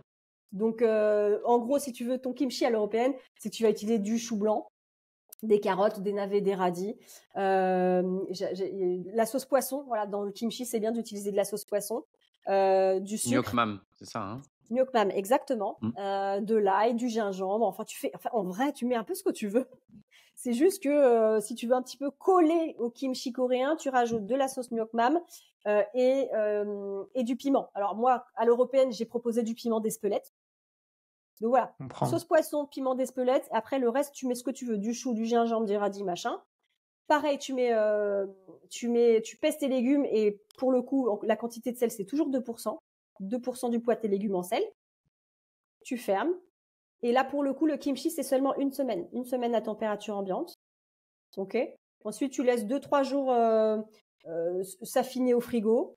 Et au bout de 8-10 jours, tu as ton kimchi. Ça veut dire quoi, kimchi? Tu sais? Ah, c'est une colle que tu me poses. Je sais pas du tout. C'est bon. Et, mais c'est toujours 2 kilos, 2% du poids en sel, mais c'est pas une saumure, c'est pas du sel avec de l'eau. Tu pourrais le faire en saumure, mais là, en l'occurrence, la recette, c'est 2% du... Mais c'est pareil. Toutes les recettes, ça va vraiment dépendre de certaines recettes. Tu as des carottes qui se font en saumure douce. Tu as des produits qui vont se faire en saumure. Moi, par exemple, mes tomates vertes, je les lactofermente avec une saumure à 7%. Donc, c'est 70 grammes de sel par litre d'eau. Ça va vraiment dépendre de tes expérimentations, des recettes que tu as pu découvrir auprès de d'autres fermenteurs, de leur expérience, des légumes que tu utilises, etc. Mais là, pour le kimchi à l'européenne, j'ai mis la recette sur mon blog en consultation gratuite et vous aurez tous les ingrédients. Donc, Super. kimchi, ça veut dire légumes fermentés. Voilà. Bon. Ouais, Ah bah super. voilà. Ils Merci. se sont pas embêtés. Et ben, En pour coréen, finir, du coup? c'est vrai que c'est super bon. En coréen, oui. Ouais. Et peut-être finir juste par une petite, boisson. C'est vrai que ça peut être, bon, faire attention parce qu'apparemment on a compris qu'il y avait des risques potentiellement d'avoir de l'alcool. Est-ce que d'ailleurs aussi, en 1 ou complément, 2%, hein. ouais, est-ce que tu as un petit test aussi à nous proposer pour, voir la quantité d'alcool ou est-ce que ça existe pas forcément Bah alors sur le si marché? tu peux, enfin moi j'ai quelques amis qui s'intéressent beaucoup aux boissons fermentées, qui ont acheté si tu veux un testeur. Alors j'ai plus le terme, mais qui ont trouvé sur internet pour 30 euros il me semble un- une petite machine pour tester le taux d'alcool. Mais apparemment des retours que j'ai eus, c'était pas hyper précis. Donc je vais pas conseiller un truc un peu aléatoire à faire chez soi pour tester le niveau d'alcool. Moi je dis juste déjà fais-toi confiance. Moi, je le sens hein, dès qu'il y a de l'alcool. Enfin, je veux dire, j'ai arrêté l'alcool typiquement depuis 2 ans. Dès que je bois un truc trop, même qu'il y a des traces d'alcool, je le sens. Hein. Donc, se faire confiance. Et puis, tu as peut-être des petites techniques à mettre en place pour faire un kombucha, par exemple, plus ou moins alcoolisé. Moi, dans le cadre de mes formations, je donne quand même des techniques. Par exemple, il faut savoir qu'un kombucha, de base, tu le fais avec du thé noir. Hein, c'est la recette. Mais par contre, si tu utilises du thé vert, tu vas peut-être mettre en jeu des réactions qui vont défavoriser la production d'alcool. Enfin, il y a plein de petites techniques comme ça à connaître. Mais globalement, franchement, c'est des boissons quand même jugées non alcoolisées, donc faut pas en avoir peur non plus. Voilà, c'est seulement si ta religion t'exige le 0% ou si t'es enceinte et allaitante, évite. Mais sinon, n'importe qui peut. Enfin, moi, je donne du kombucha ou du kéfir à mes enfants. Hein. Je leur donne pas 3 verres par jour, c'est sûr, mais ils ont leur petit verre. Donc qu'est-ce qu'on fait alors concrètement si je veux me lancer dans un kombucha? Est-ce que tu pourrais m'aider? Oui, avec plaisir. Alors, ce qu'il faut savoir, on parlait de la mer de vinaigre tout à l'heure. Alors, c'est vrai que pour certaines boissons fermentées, il va falloir que tu aies des ferments. Donc, soit une mer de kombucha, soit par exemple pour le kéfir, il te faut des grains de kéfir de fruits. Après, tu as une autre technique, je ne sais pas si tu veux qu'on en parle, mais c'est la technique du levain de gingembre, un peu comme le levain de farine. Tu vas utiliser du gingembre, tu vas créer ton propre levain, et c'est le ferment que tu vas apporter dans une boisson qui va la fermenter. Mais ça, c'est une technique aussi spécifique. Mais si tu veux faire du kombucha, tu peux créer ta mer de kombucha à partir d'une boisson kombucha non pasteurisée que tu auras achetée dans le commerce. OK. Ok. Donc, tu achètes une boisson kombucha non pasteurisée dans le commerce, tu en mets une certaine quantité dans un pot et tu rajoutes du thé sucré. Tu laisses fermenter quelques semaines et il y a une mer de kombucha qui va se créer tout simplement. Une fois que tu as obtenu cette mer de kombucha, tu vas pouvoir créer ton propre kombucha. C'est-à-dire, tu vas prendre par exemple 1 litre de thé noir sucré. Donc, il y a les quantités spécifiques, je peux te les donner si tu veux. Hein. Tu fais 1 litre de thé noir avec 60 grammes de sucre. Il faut beaucoup de sucre parce que c'est le sucre qui nourrit les micro-organismes. Donc, tu fais 1 litre de thé noir, tu mets 60 grammes de sucre, tu places ta mer de kombucha que tu as créée. Tu la mets à fermenter pendant une dizaine de jours. Tu obtiens à une température plutôt élevée, on va dire. Tu Plutôt fermes la 25 bouteille degrés. hermétiquement. Tu fermes pas hermétiquement le kombucha. D'accord. Contrairement au kéfir, où là, pour le coup, moi, je conseille de fermer hermétiquement, mais le kombucha, pareil, il faut qu'il y ait un brassage d'air, en fait, hein, pour qu'il y ait intervention quand même de bactéries, un petit peu de l'air. Tu attends 7 à 10 jours, et une fois que tu as attendu 7 à 10 jours, tu vas voir que ton thé, il se sera acidifié. Il va devenir acidulé grâce à l'action des micro-organismes que tu as apporté grâce à la mer de kombucha que tu as fait précédemment. Donc là, tu as obtenu ton kombucha que tu peux boire tel quel, qui sera légèrement effervescent. Mais si tu veux rajouter encore plus de probiotiques et le rendre encore plus effervescent, tu vas partir sur une deuxième fermentation. C'est-à-dire que là, tu vas récupérer ton kombucha, tu vas le mettre dans une bouteille à limonade. Soit tu vas rajouter encore un peu de sucre, soit tu rajoutes des fruits en morceaux, etc. pour relancer une nouvelle fermentation. Tu vas attendre 2-3 jours et là, tu vas obtenir une boisson ultra effervescente et aromatisée. Ok. Mais Il y a c'est. toute la recette sur ton blog, non? Tu peux trouver la recette sur Internet, etc. Il y a plein de ressources. Après, voilà, c'est toujours pareil. Tu peux tout faire toi-même. Par contre, si tu veux être opérationnel plus vite, tu peux suivre une formation. En tout cas, moi, ce que je propose, ou un atelier. Hein. Enfin, je veux dire, il y a plein d'ateliers sur Internet que tu peux suivre. Il n'y a pas que moi. En l'occurrence, pour peut-être que ce soit plus facile. Parce que moi, mon expérience avec le kombucha, c'est que c'est une boisson incroyable. Mais c'est vrai que pour l'appréhender, c'est peut-être un peu plus... Enfin, voilà, c'est peut-être un peu plus délicat que le kéfir de fruits qui est peut-être un peu plus simple. Et juste dernière question, Andrea, avant de te laisser, désolé, on déborde un petit peu. Mais est-ce qu'il y a des choses aussi, pareil, là, tu as parlé du kimchi, on a parlé aussi du kombucha. Je t'avais posé la question sur le vinaigre. Est-ce que, pareil, il y a d'autres éléments à prendre en considération ou qui peuvent nous alerter peut-être sur la qualité du kombucha et pas forcément faire de la fermentation? Alors, faut faire attention. Moi, j'ai des apprenantes qui reviennent vraiment vers moi parce que des fois, alors il y a une mère de kombucha qui va se former par-dessus une précédente mère. Hein. C'est vertueux. Hein. Plus tu vas faire du kombucha, plus tu vas avoir des mères de kombucha. Donc, tu vas pouvoir en distribuer autour de toi pour les personnes qui veulent en faire. Donc, c'est très vertueux. Mais des fois, tu crois que ça va être ta mère de kombucha qui est en train de se former et en fait, tu vas avoir un film blanc, ce qui s'appelle de la levure de cam. Beaucoup d'apprenantes ont de la levure de cam qui va se développer sur leur kombucha. C'est quelque chose que tu peux enlever, enfin, je veux dire, c'est pas dramatique pour ton produit, mais il faut juste être au courant qu'il peut y avoir un film un peu comme ça, transparent, qui peut se former, qui est pas une mère de kombucha. Donc ça, c'est une forme de moisi, mais c'est pas, si tu veux, c'est pas pathogène. Et c'est pareil, le kéfir, le kombucha, c'est un produit acide. Tu peux le tester au papier pH. Si c'est acide, il y aura aucun danger. Donc, et en plus de ça, c'est une fermentation qui se fait à l'air libre. Donc, si tu veux, on n'est pas sur un milieu anaérobie. Donc, tu verras très très vite si ton kombucha est bon ou pas à l'odeur, quoi. Et moi, j'aurais juste aimé, je sais pas si Pierre a une dernière question. J'aurais juste aimé savoir concrètement qu'est-ce qu'il y a dans le frigo d'Andrea, parce que j'imagine que ça doit être, il doit y avoir des bocaux de partout. Ça doit C'est être le bordel. sympa à voir, mais est-ce que comme Avec ça des peut, étiquettes ouais, barrées, des nouvelles étiquettes. ça peut nous donner un peu justement des, Test 1. ouais, voilà, tu peux nous donner justement qu'est-ce qu'il y a dans ton frigo et si on veut tester justement, ça peut nous Ouais. donner des idées, ça peut être intéressant pour les auditeurs, je pense. Alors, il n'y a pas que dans mon frigo, puisque comme vous le savez Oui, maintenant, la fermentation, il y a d'abord une phase à température ambiante. Est-ce que vous voyez bien le fond derrière moi là? Oui. oui. Ouais, donc en fait, je peux peut-être diriger mon ordi. Alors là, on est dans mon bureau. Et là, je sais pas si vous voyez. Il Alors, y a une attendez. raquette de tennis. Ouais. Oui, alors bon, là, il y a un bocal, là, il y a un deuxième bocal, là, il y a une Ah oui, là, bouteille à limonade. je les vois les petits bocaux, ouais. Voilà. Donc là, déjà, tu vois, on est dans mon bureau, là où je suis supposée travailler. Il y a déjà des bocaux qui fermentent. Tu as aussi mon cellier où tu as, je pense, une cinquantaine de bocaux qui sont en attente, que je les goûte, que j'ai commencé il y a 3 ans. Et dans mon frigo, tu as ceux que j'ai ouverts, que j'ai testés et qui sont aussi en attente d'être vidés. Donc, il y a quoi dans mon frigo? Il va y avoir du fromage végétal que je suis en train de tester et de faire goûter à ma famille. Ah oui, parce que ma famille aussi, c'est des goûteurs. Ouais. Donc, à un moment donné, au bout d'un moment, ils sont un peu saoulés. Mais donc, j'ai plein de fermentations en attente. Donc, tu as ma sœur qui vient goûter, qui donne son avis, machin. Donc, j'ai des fromages végétaux. J'ai du chou rouge parce que c'est la base et que ça, j'en mets partout. J'ai du miso. J'ai du kimchi aussi. Enfin, j'ai un peu tout en vrai. En vrai, j'ai un peu tout. De l'ail. J'ai de l'ail, oui. J'ai des tomates vertes aussi. Je t'en parlais tout à l'heure. J'ai mon reste de tomates vertes lacto-fermentées de 2022 que j'ai pas encore fini. Et mon bocal de prédilection que j'ai, c'est des citrons confits. Parce que ce qu'on sait pas, c'est que le citron confit traditionnel, tu vois, c'est du citron lacto-fermenté, hein. C'est la même Ok. chose. Et donc, Je moi, savais c'est pas. ma préparation préférée. Je mets du citron confit partout et j'en ai plein mon frigo et j'en mange comme ça tout le temps.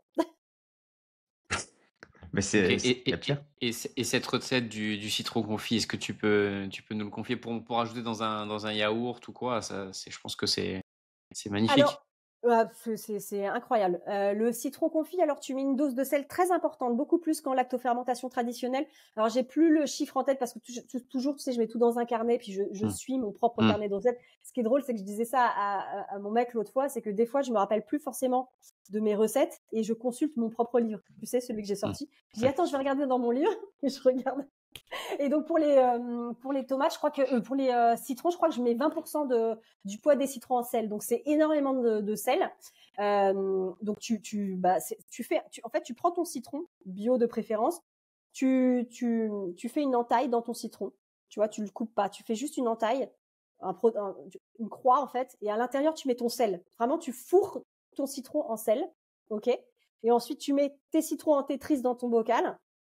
Tu mets du jus de citron pour faire office de saumure, pour que ça recouvre tous tes citrons.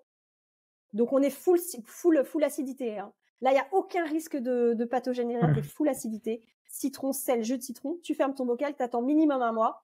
Mais le citron confit, je veux dire, c'est encore meilleur au bout de 3 ans. Et pour le coup, t'as aucun risque. Et donc t'attends minimum 1 mois. Moi, je dis, il faut attendre minimum 4-5 mois.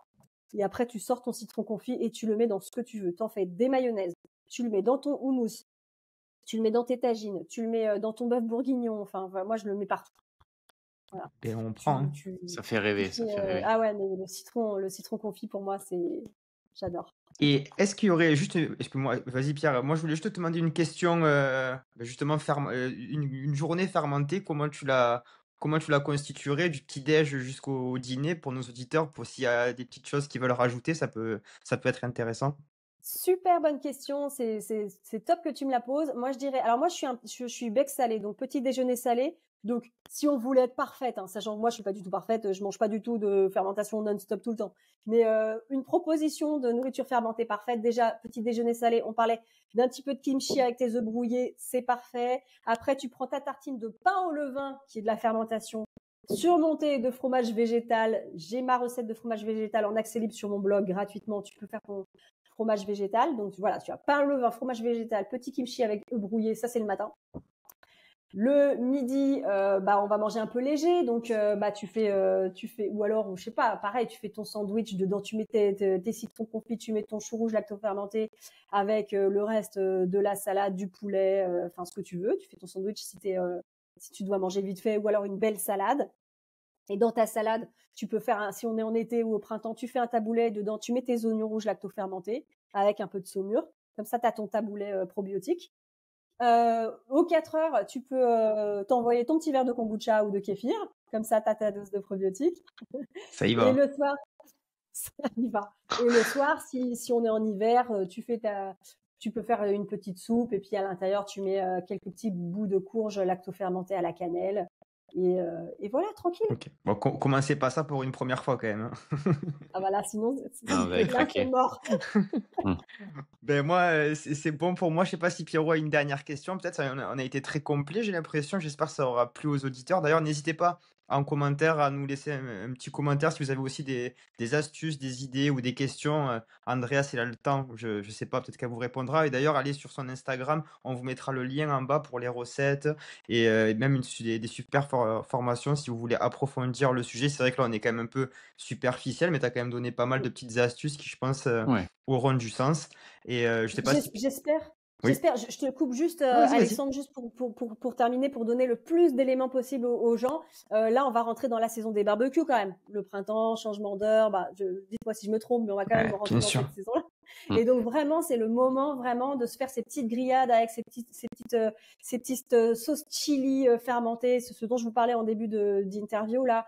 Où vraiment, tu peux apporter des probiotiques et faire des produits mais tellement bons et que tes invités, ils vont être trop surpris du goût. Tu fais ta grillade, tu fais ta sauce chili fermentée, tu fais goûter aux gens, ils trouvent ça super bon. Ça permet aussi de discuter autour de la fermentation et ça peut que être enrichissant. Tu vois, t'es pas obligé juste de boire ta bière. Tu peux aussi développer des affinités avec la fermentation autour de la bière, autour de la fabrication du vin, du vinaigre, de tout ce que tu veux. Et ça peut vraiment enrichir ton entourage aussi autour d'une grillade. Voilà, c'est ce que je voulais dire. Ben, merci beaucoup. Mais c'est vrai qu'on s'en rend pas compte, mais la fermentation, elle fait partie de nos vies. Donc peut-être ça va aider. J'espère que les gens, ça va les aider à prendre conscience de ça et à en rajouter un petit peu plus parfois. Et aussi, comme tu disais, à faire attention quand on prend des produits, à choisir les bons produits. Et c'est ça qu'il faudra faire. Ben, en tout cas, merci Andrea pour ma part. C'était bon. Je sais pas si Pierre a une dernière question. Non, mais il va falloir anticiper ce barbecue parce que moi, souvent, je suis un peu à la rue et là, il faut que je le prévoie 1 semaine à l'avance, quoi, ou même 3 semaines à l'avance. Non, 1 semaine, ouais. T'as des recettes un peu comme le kimchi où t'as ta petite fermentation au bout d'1 semaine. Je mettrai peut-être une recette, tiens, sur le blog si tu vas faire un tour. Parce que comme on rentre dans la saison là, il faut que les gens ils puissent se mettre en place des petites fermentations d'1 semaine et tu vas pouvoir très largement faire ça. Et d'ailleurs, OK. je t'avais fait un livre avec, le docteur Scanzi, je crois, il me semble. Julien Scanzi, le Voilà, qu'on gastro-entérologue, a et Claire Traubenschlager. qu'on aimerait bien avoir dans le podcast, mais je crois qu'il a beaucoup de travail et malheureusement peut-être qu'un jour il viendra, il m'a dit peut-être un jour, donc on attend Bah, de je lui passerai le message si tu voilà, veux. si tu t'es régalé, dis-lui Parfait. qu'on l'attend, il va se régaler aussi, il y a aucun Je vais lui souci. dire.